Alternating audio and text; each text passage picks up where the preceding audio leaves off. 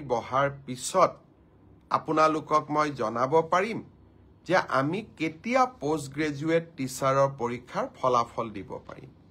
সেই ধৰণে LP ME পৰীক্ষাৰ ফলাফলৰ বিষয়েও আজি যেনেকে অসম আৰক্ষীৰ বিষয়ে মই একেলগে জনাইছো 11 মাৰ্চৰ পিছত মই শিক্ষা বিভাগৰ গোটেই কেটা নিযুক্তিৰ সম্পৰ্কত আপোনালোকক এনেকৈ আগতীয়াকৈ জনাবৰ বাবে মই প্ৰচেষ্টা কৰিম। তাৰ বাবে আপোনালোকে মোৰ পৰৱৰ্তী অৰ্থাৎ 11 মাৰ্চৰ পিছৰ কোনোবা এটা ফেচবুক লাইভৰ অনুষ্ঠানৰ বাবে অপেক্ষা কৰিব লাগিব।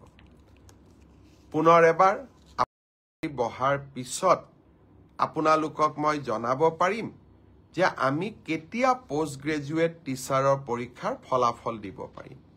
সেই ধৰণে এলপি এমই পৰীক্ষাৰ ফলাফলৰ বিষয়েও আজি যেনেকে অসম আৰক্ষীৰ বিষয়ে মই একেলগে জনাইছো 11 মাৰ্চৰ পিছত মই শিক্ষা বিভাগৰ গোটেই কেটা নিযুক্তিৰ সম্পৰ্কত আপোনালোকক এনেকৈ আগতীয়াকৈ জনাবৰ বাবে মই প্ৰচেষ্টা কৰিম। তাৰ বাবে আপোনালোকে মোৰ পৰৱৰ্তী অৰ্থাৎ 11 মাৰ্চৰ পিছৰ কোনোবা এটা ফেচবুক লাইভৰ অনুষ্ঠানৰ বাবে অপেক্ষা কৰিব লাগিব।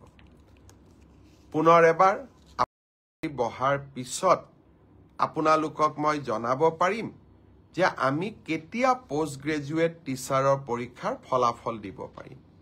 সেই ধৰণে এলপি এমই পৰীক্ষাৰ ফলাফলৰ বিষয়েও আজি যেনেকে অসম আৰক্ষীৰ বিষয়ে মই একেলগে জনাইছো 11 মাৰ্চৰ পিছত মই শিক্ষা বিভাগৰ গোটেই কেটা নিযুক্তিৰ সম্পৰ্কত আপোনালোকক এনেকৈ আগতীয়াকৈ জনাবৰ বাবে মই প্ৰচেষ্টা কৰিম। তাৰ বাবে আপোনালোকে মোৰ পৰৱৰ্তী অৰ্থাৎ 11 মাৰ্চৰ পিছৰ কোনোবা এটা ফেচবুক লাইভৰ অনুষ্ঠানৰ বাবে অপেক্ষা কৰিব লাগিব।